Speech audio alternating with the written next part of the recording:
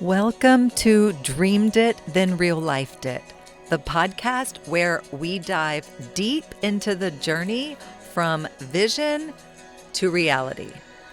I'm Kelly Jackson, your guide on this path of self-discovery, transformation, and intentional living. Here, we explore everything from mindset shifts and personal growth to spiritual alignment and entrepreneurship, sharing insights, stories, and actionable wisdom to help you live a life in harmony with your dreams. Every episode will dig into what it means to not only dream big, but to actually consciously create the life you envision.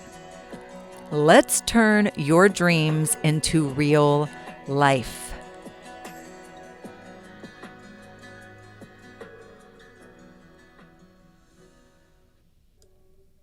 Welcome.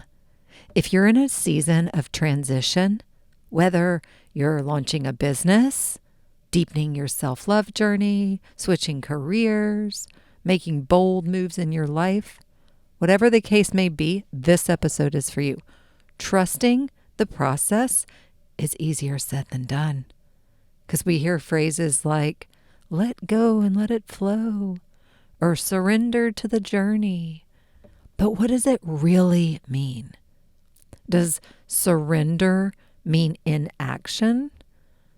Is trusting the process just sitting back and waiting? No. There's an art to moving forward while still letting go of control. And today we're diving deep into this balance. How to trust the process without feeling like you're doing nothing. And we'll explore the difference between surrender and giving up, and ways to take action while staying in a state of flow, and practical tools for staying grounded in trust, even when the path ahead isn't clear. So, if you've been feeling stuck or uncertain or caught between wanting to control everything and feeling like you have no control at all, then this episode is for you. So let's get into it. Understanding the difference between letting go and giving up is where we're going to start. One of the biggest misconceptions about surrender is that it means giving up. And that's not true. Surrender is an active process. It's releasing the need to control every little detail while still showing up for your dreams and your desires. Think of it like floating in the ocean. If you tense up and try to force yourself to stay above water, you will struggle and you'll sink. But if you relax and trust, the water will support you. And the same goes for life. Letting go is a power move, guys. Letting go is a power move. Releasing attachment to a specific outcome doesn't mean you don't care. It means you trust yourself and the bigger picture. And you trust that things are always working out for you. This is, and we'll talk a little bit more about this later, but notice I said they're releasing attachment to a specific outcome. Practicing non-attachment is really important. Not being attached to a specific outcome. And you can use mantras like the same or better, right? Every time there's, an outcome, you might have an idea, maybe the outcome. This is why we practice non-attachment, we limit ourselves when we attach ourselves to a specific outcome, because then we take away all of the possibilities of all of the ways it could go even better than the way we imagined. And so we've got to release. And there's a bigger picture. And you got to keep that in mind. If it didn't work out, the outcome didn't come out the way that you maybe envisioned, you got to trust there's a bigger picture there. And it might not make sense now, but it will. Giving up sometimes feels like defeat. Giving up feels like defeat. Letting go feels like freedom. And when you give up, you feel stuck. When you surrender, you feel light and open to possibilities. And when I said surrender is an active state, it's not sitting around and waiting. It's choosing to be present or to stay present and take aligned action and trust the timing of your path. And aligned action, inspired action. And so it is an active state.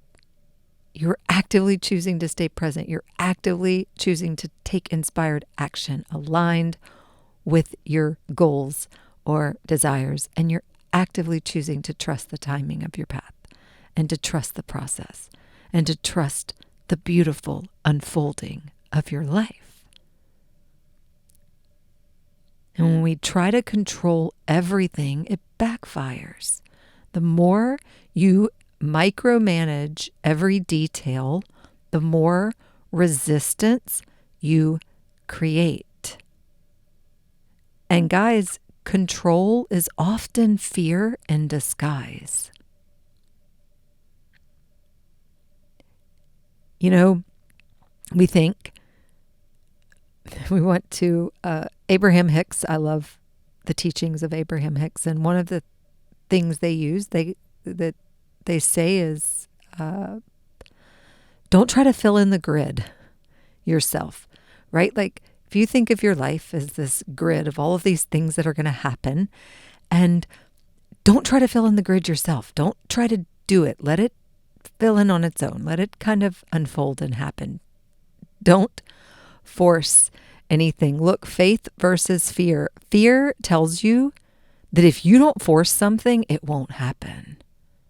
And faith reminds you that things are unfolding even when you can't see them yet. Things are being worked out behind the scenes. All of the cooperative components are falling into place in your favor and for the highest good of all souls involved. So, less forcing, more flowing, more faith, and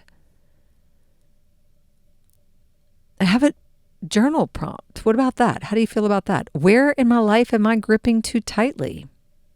Like, what would it feel like to loosen my grip just a little? And reflect on that. Okay. How do you keep moving forward while trusting the timing, though? Because when you're in the middle of a transition, whether that's in business and relationships and personal growth or whatever, it is easy to feel impatient because you might be doing all the things and still wondering, why hasn't it happened yet? And the key to trusting the process is knowing how to stay in motion without rushing or forcing. And it's about taking action from a place of trust rather than fear. Taking the next aligned step, the next right step of integrity. And you don't need to see the whole staircase, just take the next right step. Did y'all check out the MLK episode and Reflections of Love and Light by MLK? And that's one of the things he says is faith is taking the first step, even when you can't see the whole staircase. And so that's what we're doing here. You're taking the next aligned step. And there's something else. When you think about the concept of you don't have to see the whole staircase, right? So it could be pitch black, new moon. There's not even the light of the moon in the sky, right? So it's pitch black and you're in the woods and you got to get out. And all you got is the flashlight on your phone. And it can only see 5 feet ahead of you. And there's a trail there, but you got to get out of the woods. And even though you can only see 5 feet in front of you, if you just keep taking those steps, right? That 5 feet in front of you, just keep going, you're going to get all the way out. You're going to get all the way out because you just keep focusing on what's right in front of you and trust everything else. Now, what about holding the vision and loosening the timeline? You can hold the vision and loosen the timeline. Trust doesn't mean you stop wanting things. It means you detach from when and how they unfold. And again, be open to it being even better than you imagined. So you may want one thing and you might end up getting something even better. Okay? So you got to be open to that. That's why we practice non-attachment. And we don't know when it's going to come, and we definitely don't know how it's going to come. We don't know these things. And that's okay. We have faith and we trust, and that's what this is about. So, the power of micro movements, these small, consistent actions that compound into big shifts, that's going to help you to stay in motion even when progress feels invisible. And so embrace the season of in between. I don't want to call it waiting because I'm mindful to not say the waiting season. And let me tell you why. Because you don't want to be in the habit of waiting. We don't want to be in the place of waiting. And in the sense of we're just waiting. We're just over here waiting. We're just waiting. No, friends. No, we're not waiting. We're living. And we're actively, we're living and we're taking the next aligned step and we're actively choosing to be present in the moment. And we're not just sitting around waiting for that thing or that whatever it is. Nope. That's not what we're doing. However, we're going to embrace that season of in between. Some people might call it the waiting season. Again, I'll take before I got pregnant with my firstborn daughter, it was like nearly a year of actively trying to get pregnant. And then that first pregnancy ended in a miscarriage. So that season of what at the time I would call it a season of waiting, just waiting to get pregnant. I was just waiting. And because I had that mindset and that vocabulary and that was the paradigm within which I was living, that it was this waiting season. It felt like suffering in lots of ways because it was just like, when is it going to happen? And all of these things. And when you can shift that energy and embrace that season of because that's where some of the most profound growth is happening beneath the surface. And that's my thoughts on that. You're not waiting for the baby.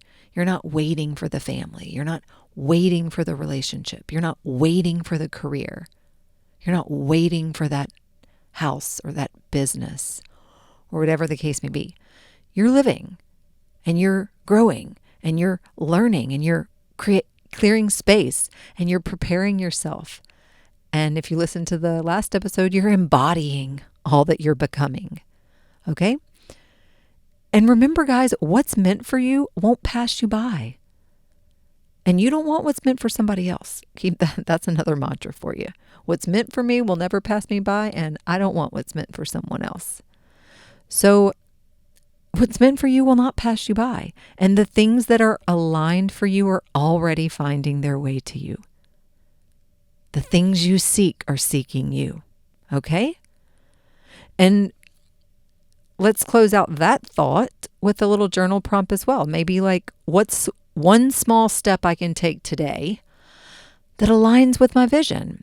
Even if I don't see instant results, we're going to let that go. It's okay to not see instant results, but it's like a small step that you know you can take and it aligns with your vision in some way, shape, or form.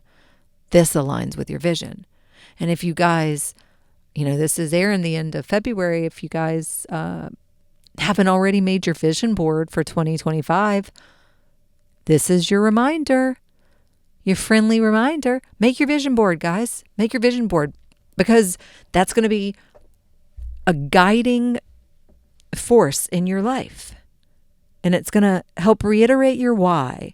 And it's going to keep bringing you back to who you are becoming.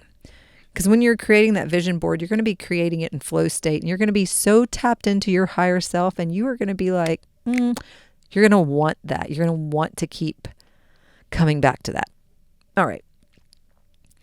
I've gone off on a little tangent about vision boards, although that's an important tangent, which is why I allowed myself to do it. So let's get back to this, to surrendering to the unknown without losing your drive. Because surrendering to the unknown, it doesn't mean you stop dreaming or you stop striving. It means that you learn to trust yourself through the uncertainty. Your worth is not tied to external results. You're not only successful when you achieve something. You are successful in the becoming. If you're actively choosing and becoming, then you're successful. You're successful in the becoming. So do not sit around thinking that the feelings of success or the beingness of success are only going to happen after, when you achieve something. Nope, your worth's not tied to external results, friends. So there's that. And we're also going to let go of the ego's timeline because sometimes the delay is divine. Why am I sometimes? Let's just go ahead and say the delay is divine. Trust that things are aligning in a way that you can't see yet. And there is, I have to use this one because it's funny. It's comical. It is. The celibacy journey that I was on, that was 7+ years. I tell y'all all the time, anytime I mentioned it, that my ego, when I decided the path of exploring a celibacy journey, my ego did not even believe it was going to be 1 year. Certainly not 7+ years. Okay. So you got to let go of the ego's timeline and trust that things are aligning in a way that you can't yet see. Okay.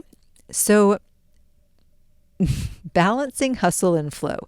There is a time to push and there's a time to pause.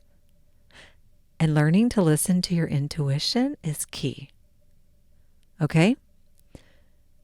I used to be hustle and grind, burnout culture, all the things. That is not who I am anymore. I'm in a line and flow. Although I realize that sometimes you do have to have a little hustle, right? But you got to balance that hustle, and it's not hustle, grind to the point of burnout. That is not the vibe. Okay? That is not the vibe. So just trust your intuition. And remember the magic of non-attachment. Because when you detach from a specific outcome, you create space for something even better than you imagined. Even better, guys. So detach from the specific outcomes. Detach from the specific outcomes.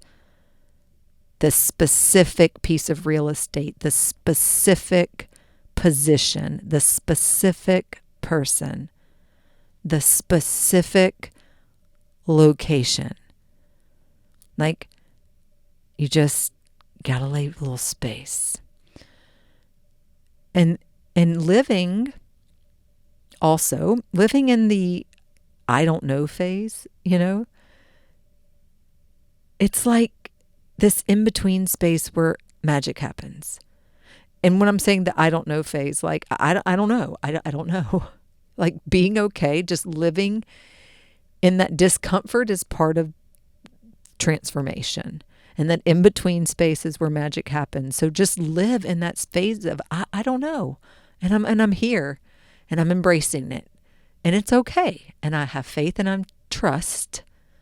And I don't know, and that's okay. Ego wants to know. Ego's the one who wants all the answers. Higher self knows I'm taken care of. God, source, the universe, whatever resonates with you, a higher power, the hand that has written all, the creator, whatever resonates with you, because people listening, everyone has different beliefs, okay? What I'm saying is, you just got to trust that there is something bigger at play here. If you want to reflect on this in your journal, you could say, where in my life am I resisting uncertainty? And what if I leaned into it instead? One of my favorite little quotes, if you want to call it that, I don't know who said it or where I read it. It's been in my repertoire for years now, but it's, when nothing is certain, anything is possible. And I love it because for me, it really helps you flip from a state of fear over uncertainty into a state of excitement and curiosity over uncertainty. And curiosity is such a yummy place to be. Curiosity and awareness are always such a good place to be. That self-awareness, that they're just social awareness, just environmental awareness, all kinds of awareness, but having awareness and then being curious. Because curious isn't really judging. Curious is like, I'm just curious, okay? And so if you're uncertain and you don't know, and you get curious. So when nothing is certain, anything is possible. What could happen? What could happen? How good could it get? I wonder how good it could get. And when you meet life with wonder, it meets you in return with miracles. Okay? So trust yourself as much as you trust the process. Because at the end of the day, trusting the process is really about trusting yourself. And when you cultivate self-trust, you no longer feel like you're at the mercy of circumstances. You know that no matter what happens, you've got you. You've got you. And self-trust comes from keeping promises to yourself. Like when you show up for yourself consistently, trust grows. When you have a self-love practice, when you show up for yourself every day with your meditation, with your journaling, with your intention setting, with your gratitude practice, all of these things, when you set out to do something and you say you're going to do it, and then you follow through on the thing that you told yourself that you were going to do for yourself, that's where the self-trust grows. And you've got to listen to your inner voice over that external noise. The world is always going to have opinions, guys. Trust your gut over the algorithm. Okay? And be mindful of what all you're consuming. That external noise. The people you're around, the relationships in your life, the environment you're in, what are you watching? What are you reading? What are you listening to? All of that stuff contributes to the external noise, okay? And Also remember that resilience is built in the in-between moments. The quote waiting, even though as we now know, we're not going to call it waiting, but I say that because I know you know what I mean. And I know that there are some of us who still view it as that, which is why I want to say it so you recognize, maybe hear yourself and say, oh, yeah, that resonates. I'm in that waiting period. So then I can remind you that you're not really waiting, you're living. Okay. And that uncertainty and that discomfort. And this is where the real self-trust is forged.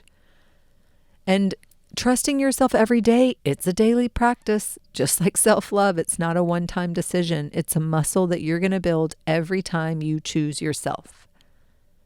And every step counts, even the small ones. Like every choice to believe in yourself strengthens your foundation. And you are growing and you are evolving and changing in so many beautiful ways when you just choose yourself and keep showing up for yourself. And if you want to journal on those thoughts, maybe what's a one way that you can strengthen your self-trust this week? Keep a promise to yourself. Just, I don't know, you come up with something. And then I also want to talk about a little bit about the role of our intuition in trusting the process, because one of the best tools for navigating uncertainty is your intuition, and learning to distinguish between fear and intuition is key to trusting the process. So how do you tell the difference between your gut feelings and your anxious thoughts? And that would be intuition versus fear. And distinguishing between intuition and fear, it can be challenging, but I'm going to give you a couple key differences that I believe can help you navigate. First, a gut feeling. Intuition often manifests itself as this gentle, persistent kind of gut feeling, or like this sense about a situation. And it can have a neutral or a positive tone. Like intuitive messages tend to be neutral or positive, that are guiding you towards growth or safety or well-being. And there's no emotional charge. Like intuition typically doesn't carry a strong emotional charge, unlike fear, which does carry a strong emotional charge. And your inner wisdom, like your intuition, feels like inner wisdom. And this sense of knowing that's hard to explain logically. It was just like, I just knew. And have you ever like had an intuitive nudge to go somewhere and then you show up and end up like running into someone or finding, I know, okay, I'm a thrifter, and I'm just throwing this out there because it happens often. And I love thrifting and I love sustainability and all the things, as you guys probably know by this point.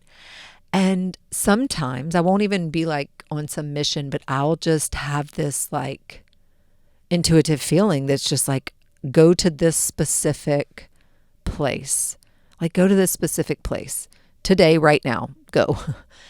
And I'll lean into it and I'll go, and they'll end up being this just one thing there, but it ends up being this one really amazing, wonderful, like wonderful find. And I'm like, okay, this is why I was like feeling called to this specific place. And you can't logically explain that. Like I just had the urge to drive across town to this place to come. And I don't even know what I'm looking for, but I'll know when I see it. And you follow the signs and then it's there. And so anyway, I'm encouraging some exploration, friends. Like intuition often encourages you to explore and learn or take calculated risk. I mean, even with that, might I drive over there and there be nothing there? Yeah. But like my intuition's telling me to go. I'm just going to do it. Okay. Random thrifting story thrown in there for you. If any of you are into thrifting too, let's be friends because same since college. I love it. Now, fear. So that was like a little bit about how you tell what your intuition is. I would say fear is like alarm or anxiety. And it typically triggers this sense of dread or fear or anxiety, right? Or alarm. And there's more of a negative tone. Like fearful thoughts often have negative or catastrophic or worst case scenario type of tones. And they're emotionally charged. Like fear is accompanied with a strong emotional charge, which makes it harder to think clearly. And it's more outer focused. I would say it stems often from external factors, such as like societal pressures or past experiences or perceived threats. And it also, fear discourages action, like it tends to encourage avoidance or retreat. And there are some techniques we can use to better discern between intuition and fear, like mindfulness and journaling and self-inquiry and trusting your bodies and building a relationship with your intuition, because the more you listen, the clearer it gets. And there are going to be signs when you're out of alignment, when things feel forced or rushed or exhausting. It is time to check in with yourself, okay?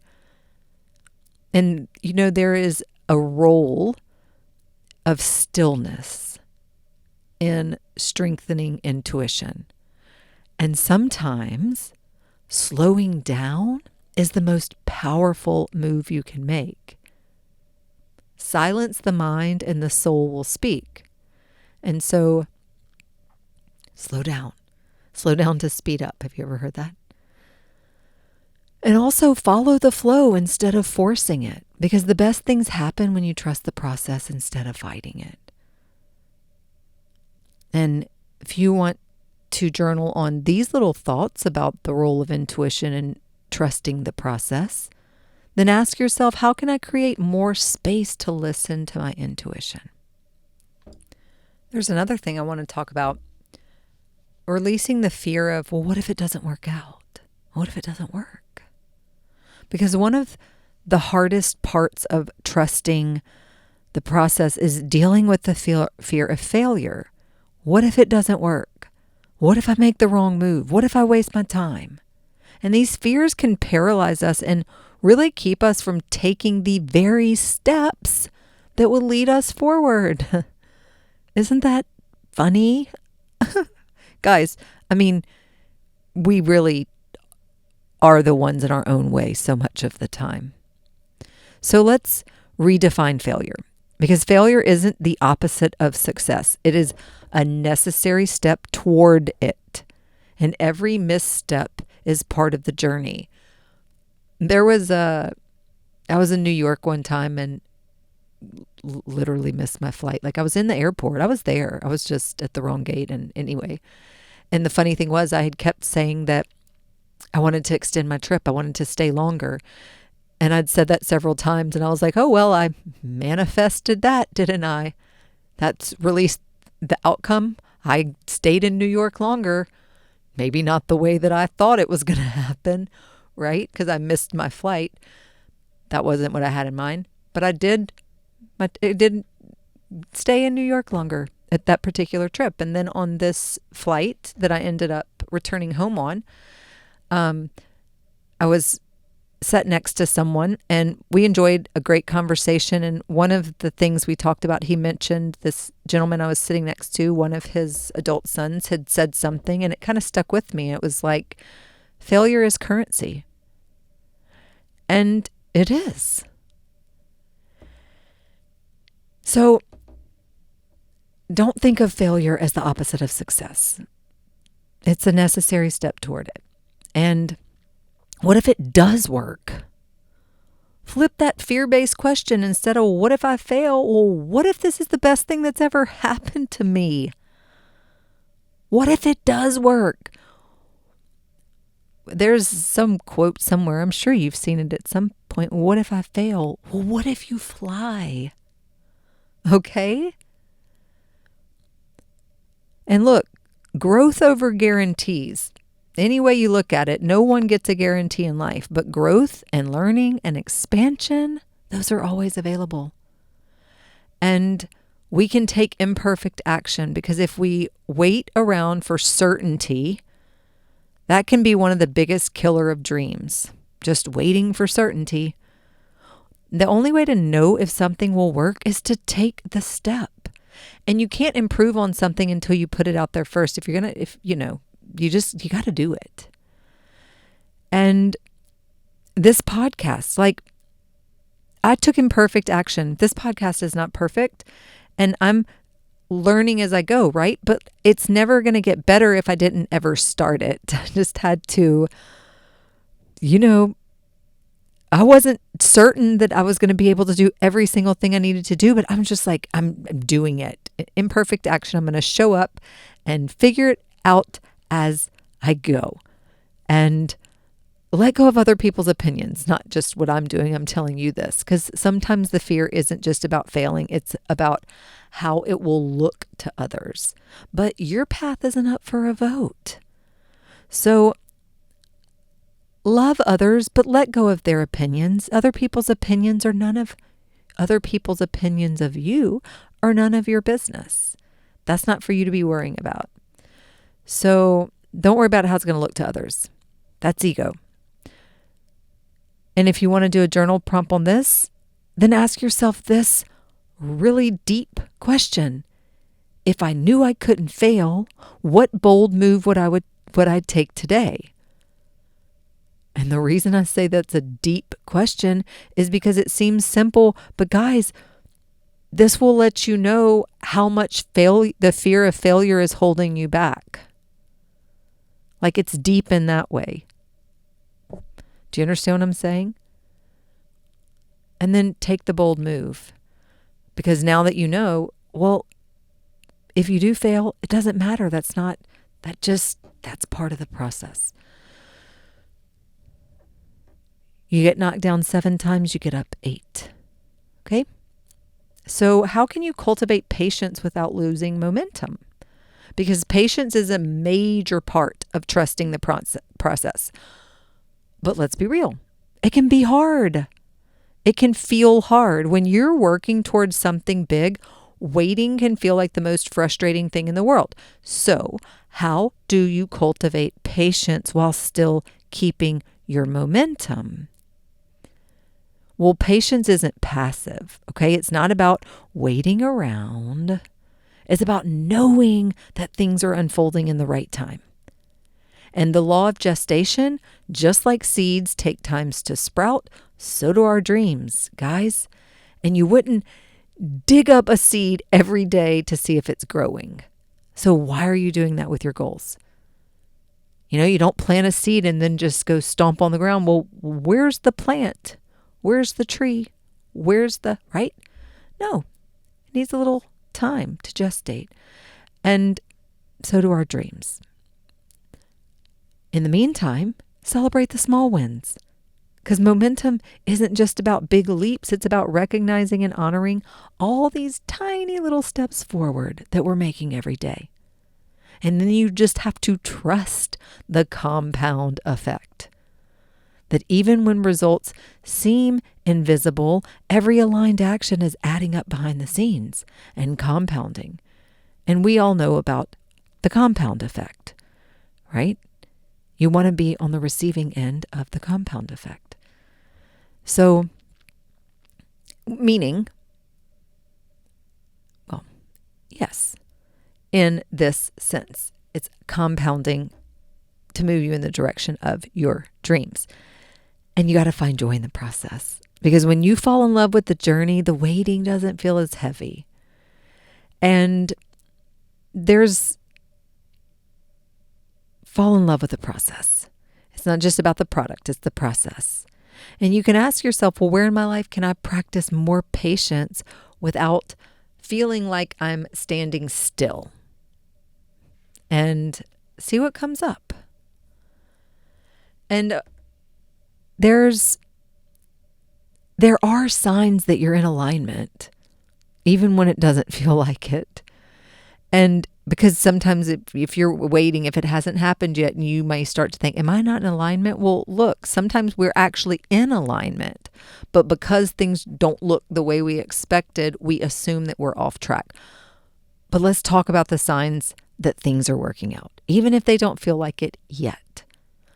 Number one, first and foremost, there will be signs, synchronicities and signs. Repeated numbers, random, quote, coincidences, synchronicities, unexpected opportunities, deja vus. Like, these are often clues that you're on the right path, like in the right place at the right time, right meetings, divine appointments. Like, you will know there will be signs. And there will be challenges that force growth. If you are being stretched, it's because you're leveling up. And that discomfort means expansion is happening. I know you might not want to hear this, but it's the truth. So, you know this saying, the darkest hours right before the dawn? And we all know that it is a well-known fact that right before you get to that thing, whatever that thing is for you, your personal legend. We're going to run with The Alchemist. I just finished reading that today. I read it every year. Right as you're close to realizing your personal legend is when you will have the most test. You will really be tested to see, are you really committed to this path? So it's okay. That's a sign. If you're facing challenges that force growth, that is a sign that you are closer than you think. And people and resources will start showing up. When the right people, the right ideas, and the lessons start appearing, it's often confirmation that you're aligned. You'll just the right thing shows up at just the right time. I was just wanting to learn about this. Guys, you know what I mean. I know you know what I mean. And feeling a deeper inner knowing, even if you're still scared a little, because alignment doesn't mean zero fear. It means feeling a pull towards something even with the fear. And then these moments of ease and flow, when certain things unfold effortlessly. It's a sign that you are moving in the right direction. And you can ask yourself, well, what's a recent moment where I felt in flow? Even if it wasn't what I expected, I was still in flow. These are all positive signs, guys, that you're in alignment, even when it doesn't feel like it. Okay? Trusting the process, it's about learning to dance between surrender and action. And it's about moving forward while letting go of control. And it's about believing that even when you can't see the results yet, things are coming together in ways you can't yet imagine. And it's going to be even better than you imagined. And let me know which part of this episode resonated with you the most. Screenshot it, tag me, and share your biggest takeaway. And I'm sending you all so much love as you navigate your own journey. And I'll see you next time on Dreamed It, Then Real Lifed It. Bye. Thank you for tuning in to Dreamed It, Then Real Lifed It. I hope today's episode sparked something powerful within you. Remember, every step you take towards your vision counts, no matter how small. If you enjoyed today's conversation, please take a second to hit that subscribe button or leave a review. That would be amazing. Or share the podcast with someone who's ready to bring their dreams into reality too. And if you're looking to dive deeper, connect with me on social media at Dreamed It, Then Real Lifed It, or at BE_what you want.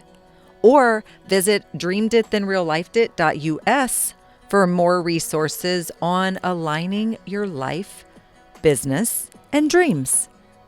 Until next time, keep dreaming and keep manifesting your dreams into real life. Love you, friends.